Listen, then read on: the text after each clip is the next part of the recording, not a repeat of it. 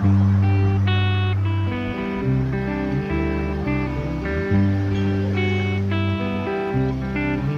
araw mga kaambot, maligayang pagbabalik dito sa hardin natin sa opisina. Ito, puputulin sana natin o imamarkot sana natin itong Illinois mulberry kasi mataas na siya. Pero naalala ko yung napanood ko sa YouTube na pwede na siyang pabungahin sa pamamagitan ng pagbebend ng kanyang mga sanga. So gawin natin yan, tanggalan natin dahon at ibebend natin yung sanga niya.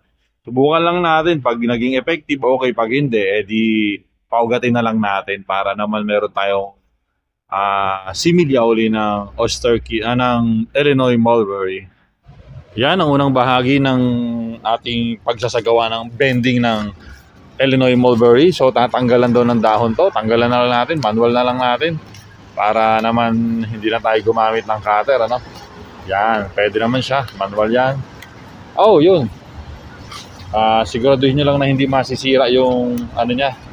Kasi yan ito, kasi dyan sumisibol yung ano yung panibagong sanga katulad niya ng mga kaambot yan. Kaya mapansin nyo yung maliit na yon, yan na nagiging sanga ulit. At pag sumibol yan, dyan sasabay ang pagtubo ng ng bunga ng mulberry. Tingnan natin kasi doon sa white mulberry, ginawa natin to, hindi siya naging effective na. Ouch, dami sa naman. Hindi siya naging effective, pero hindi tayo sigurado kung dahil lang sa kung dahil lang ba sa mura pa siya kaya hindi siya naging effective. Gamitan na lang natin ito para naman hindi masira. Okay, then try naman natin yung ibang sanga, i-bend natin. Ayan, i-bend na natin yung dalawa pang medyo malalaking sanga ng Illinois mulberry natin. Ganito yung mga kaambot, kapag sumibol na ang sanga, dyan yung sa pagitan ng dahon at saka nung pinagtubuan niya dyan sa gitna. O ganito yun, nakabaligtad na yun. So itong mga maliliit na to na sanga, ang gagawin na lang natin dyan ay puputulan natin.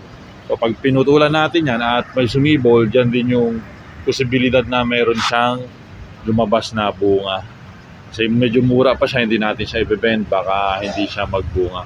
Subukan naman natin dito. Ito, putol. Okay. Same with this one. Magsasanga yan, pag sanga niya, kaya ng gunting. Pag sanga niya, ang kasunod nun ay may bunga. So ito, tatanggalan na natin ng mga dahon ulit, katulad ng ginawa natin nung nakaraan.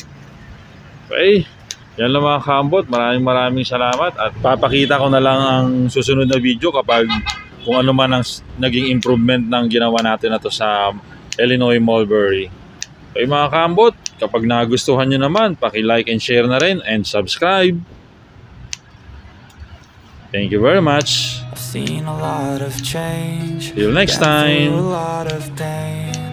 Some things are not the same as they were a year ago, but all will be okay. I move on each and every